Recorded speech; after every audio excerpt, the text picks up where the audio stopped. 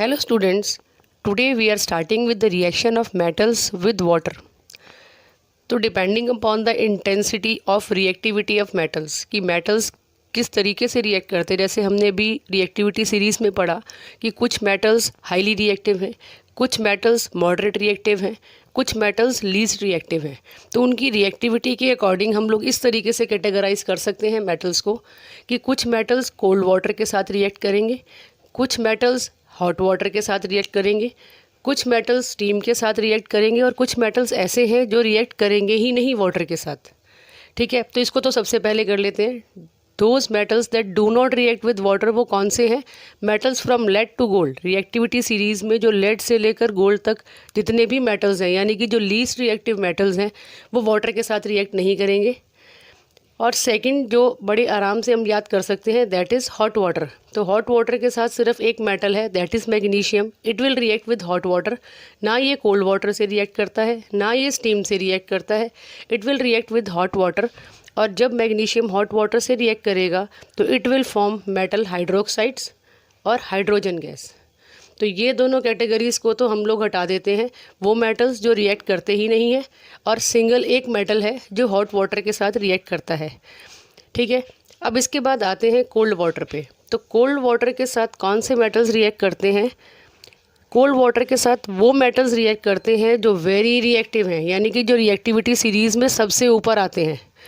ठीक है, तो they are very reactive metal, highly reactive metals, ये कोल्ड वाटर के साथ रिएक्ट करते हैं। और जब भी ये रिएक्शन होता है it will be an exothermic reaction. इतना ज़्यादा हीट प्रोड्यूस होता है कि अल्टीमेटली जो मेटल्स हैं वो एक स्टेज पे आके बर्न हो जाते हैं। ठीक है, तो it is a highly exothermic reaction. Cold water highly reactive metals के साथ रिएक्ट करेगा तो बनेगा हाइड्रोजन गैस और मेटल हाइड्रोक्साइड। ठीक है, ये हाईली रिएक्टिव मेटल्स से कुछ मेटल्स ऐसे हैं जो मॉडरेट रिएक्टिव हैं, जैसे एल्युमिनियम, जिंक और आयरन। तो ये ना तो कोल्ड वाटर के साथ रिएक्ट करेंगे, ना ये हॉट वाटर के साथ रिएक्ट करेंगे। इनके लिए चाहिए होगी स्टीम। तो we have to make their reaction with steam. जब ये मेटल्स जो मॉडरेट रिएक्टिव मेटल्स है, एल्युमिनियम, जिंक और आयरन, जब ये मेटल्स स्टीम के साथ रिएक्ट करेंगे they will form metal oxides, not hydroxides. Metal hydroxides कौन बनाते हैं? जो हाईली रिएक्टिव मेटल्स हैं, और या फिर मैग्नीशियम, ये भी वैसे हाईली में ही आएगा। देन ये मेटल ऑक्साइड्स कौन से मेटल्स बनाते हैं? वो metals that are moderate reactive, जब वो स्टीम से रिएक्ट करते हैं they will form metal oxides, और हाइड्रोजन गैस तो इसमें भी बनेगा, and hydrogen gas will also be formed. Okay, तो this is the reaction of metal with water. ये हमने सिर्फ समरी पढ़ा है, अभी हम एक एक करके इनको डिटेल में विद इक्वेशन स्टडी करते हैं। And we will take the case of only those metals that react with cold water and steam, क्योंकि ये दोनों तो क्लियर हो गया। तो कोल्ड वाटर से कौन कौन से मेटल्स रिएक्ट करेंगे और स्टीम से कौन कौन से मेटल्स रिएक्ट करेंगे, इसको स्टडी करते हैं। Now the reaction of metals with water. Water which cold water, ठंडे पानी से कौन से मेटल्स रिएक्ट कर लेंगे? वो मेटल्स जो बहुत रिएक्टिव हैं, that comes in the upper portion of the reactivity series, highly reactive metals. और जब भी ये रिएक्ट करेंगे जो मेटल ऑक्साइड बनेगा, मेटल हाइड्रोक्साइड बनेगा, that will be basic in nature, not acidic, it will be basic in nature. और secondly ये जो रिएक्शन है ये बहुत वाइग्रस होगा, बहुत स्पीड से होगा, और ये एक एक्सोथर्मिक रिएक्शन है। ठीक है, और इसमें कौन कौन से मेटल्स आते हैं? That is potassium, sodium and calcium. ये तीनों मेटल्स हैं।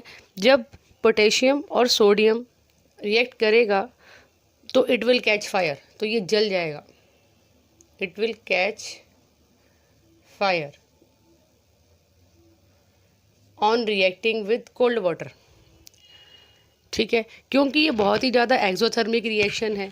जब पोटेशियम और सोडियम जब वाटर से रिएक्ट करेंगे तो हाइड्रोक्साइड बनेगा प्लस हाइड्रोजन गैस बनेगा। वो जो हाइड्रोजन गैस है उसके बबल्स बनेंगे, तो ये जो मेटल है वो उन बबल्स पे स्टिक होके ऊपर की तरफ आएगा। और जैसे ही वो ऊपर आएगा, क्योंकि ऑलरेडी बहुत एक्सोथर्मिक रिएक्शन है, बहुत सारा हीट प्रोड्यूस हुआ है, तो जब जैसे ही वो ऊपर आएगा और ऊपर एयर के कांटेक्ट में आएगा, ऑक्सीजन के कांटेक्ट में आएगा, तो कंबशन हो जाएगा और ये दोनों मेटल्स बर्न हो जाएंगे। ठीक है, और जो कैल्शियम है ये it will also react with cold water but it will not catch fire.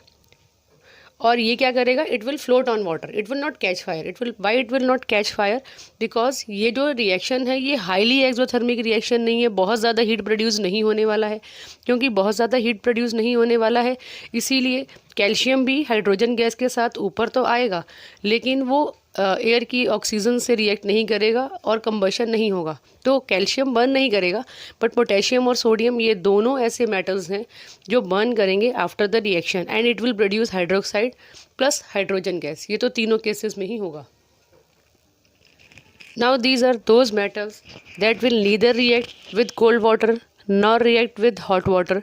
तो ये क्योंकि लीस्ट रिएक्टिव मेटल्स हैं, sorry not least but less reactive metals हैं, तो ये ना कोल्ड वाटर से रिएक्ट कर पाते हैं ना ये हॉट वाटर से रिएक्ट कर पाते हैं। तो they will react with steam, that is the gaseous state of water.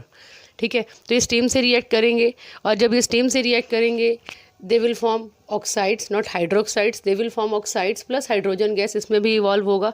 इसमें जो मेटल आते हैं they are aluminium, zinc and iron. So finally student, this is the list of equations, this is the list of equation of those metals that react with water। ठीक है, ऊपर के जो हैं metals they are most reactive, highly reactive metals, then magnesium moderate reactive and then aluminium, zinc and iron they are less reactive। I hope you have got with the concepts now। Bye।